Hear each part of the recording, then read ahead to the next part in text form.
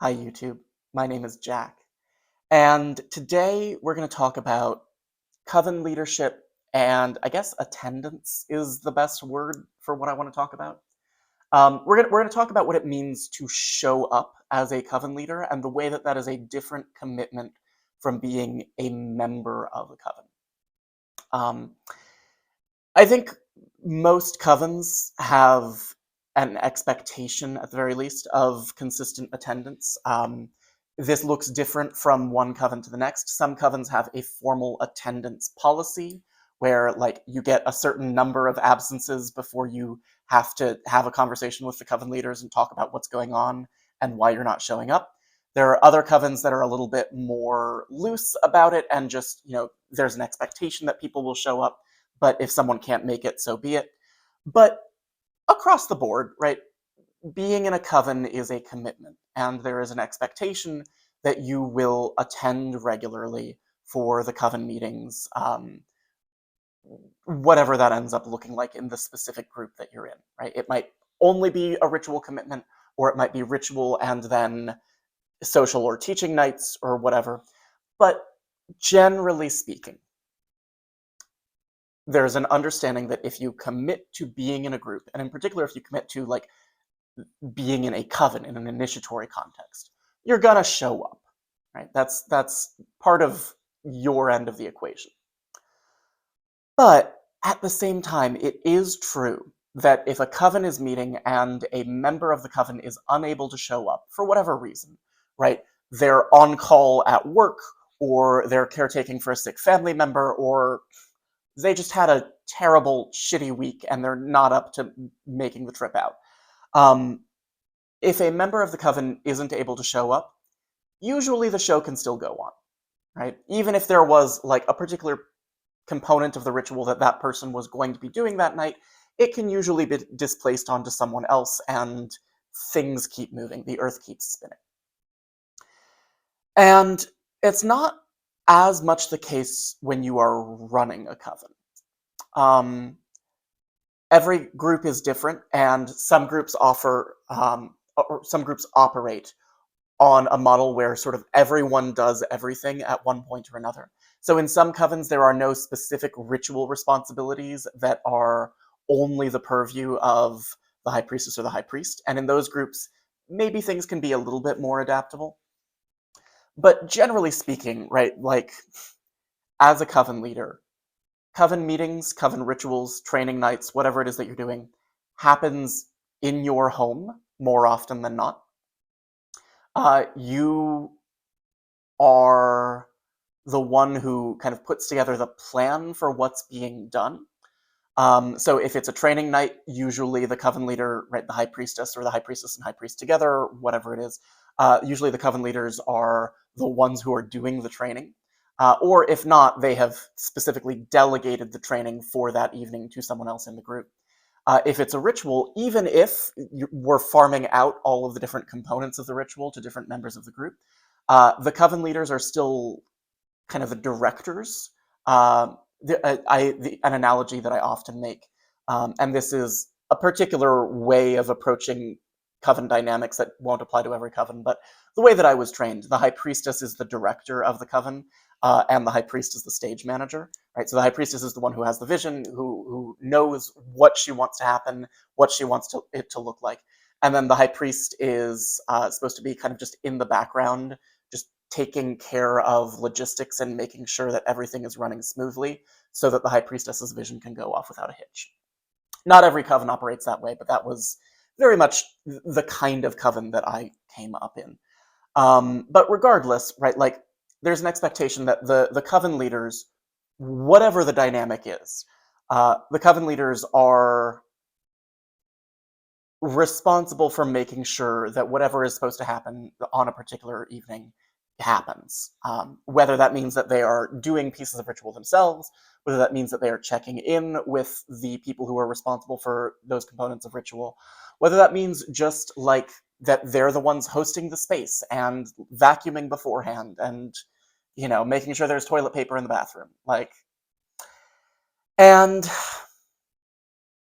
I think something that sounds obvious when you say it, but doesn't feel obvious until you stop to consider it, is that when someone makes a commitment to leading or participating in the leadership of a pagan group, and really any group, this isn't just a like pagan coven thing, this is generalizable to group leadership, um, you lose the privilege of not showing up. If you're a member of a coven and you've had just an awful week and you're not feeling like yourself and you just need to like curl up under the covers and binge watch bad TV and eat popcorn in bed, you can do that, right? If you are a coven leader and people are coming over to your home to do ritual and you've had a really bad week, you don't have as much ability to say, you know what, fuck it, I'm not doing this. If you've had a really bad week, certainly that's something that you can do from time to time. Like if you're really not functional, coven leaders are people too, and a coven leader does have the ability to say, hey guys, I'm not up for this tonight. I'm so sorry, but I just can't. But at the same time, excuse me, um, when you sign up to be a coven leader, you make a commitment to the people who are in your group that you're going to show up for them and that you're going to facilitate a certain kind of religious experience. And I think that is a stronger commitment than the one that people make when they sign up to be members of the group. I think there is more of an expectation for you as a coven leader to show up and get your ass there and be functional and do the thing than there is if you're just a member of the group. Um, and and again, like I'm not saying that coven leaders can never cancel. It happens. Coven leaders are people, right? It- we have lives and life gets in the way sometimes.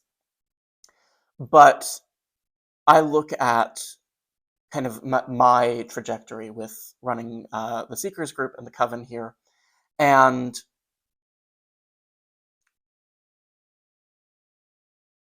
I think that things that would have felt like a legitimate reason for me not to show up when I was a member of someone else's coven feel less legitimate as reasons not to show up for the people that I have committed to providing this service to in the context of a group that I am leading, right?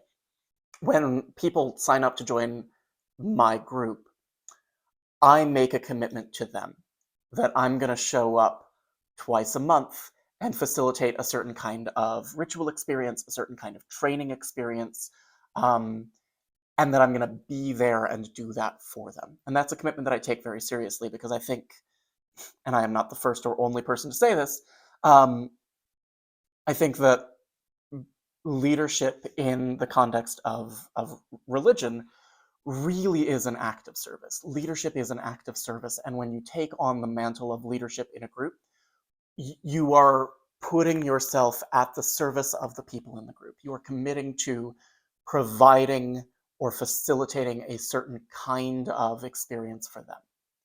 And that's a very important commitment, and it's one that I take very seriously. So, all of this, gosh, sorry, I'm a little sick. I'm over the hill with it, but like a little sick. Anyways, all of this has been on my mind because it's been a rough couple of months for me. January and February of 2026 were hard for me.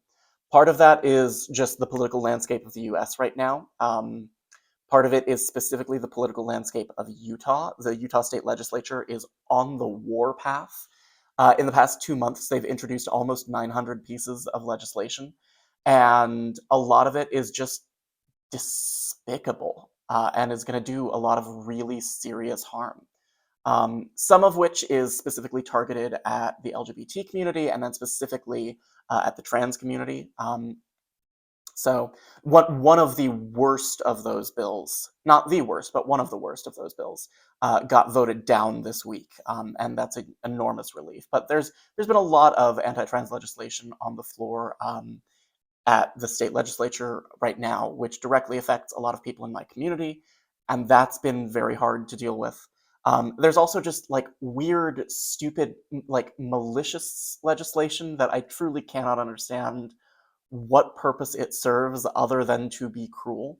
Like, there's a bill on the floor right now that would require Salt Lake City to eliminate its bike lanes. God knows. God fucking knows. But so, like, dealing with politics both at the national scale and then much more locally and much more sort of directly relevant to my day-to-day life and to the lives of people that I care about. That's been very hard to deal with. As you can hear, I'm a little bit sick. I've had that going on. I've had some stuff in my personal life going on. Like, it's just been a rough couple of months. And I'm through the worst of it. We're sort of at a point where like there's an upswing, at least with the things that aren't political. The politics continues to be a hellscape, but there's only so much that you can do about that. But like, I'm through the worst of it. But January and February were very hard. And through all of that, I still had a commitment that I had to show up to my coven and to my seekers group and be a group leader and do the things that I had committed to people that I was going to do. And there have been a couple of nights in the past few months where I've had people coming over to do pagan shit, and I've just been like, oh God, like I am not, my shit is not together enough to do this. But you make a commitment to people, and you've got to follow through on that. You've got to show up for people. Um, and again, coven leaders are human, and I've been very frank with my group members. I've been like, hey guys, like I'm not firing on all cylinders right now. This is what we're going to do for the night. We're still going to talk about some stuff. We're still going to do some stuff. But like, be aware, I'm not my best self at the moment. I'm not at my full capacity.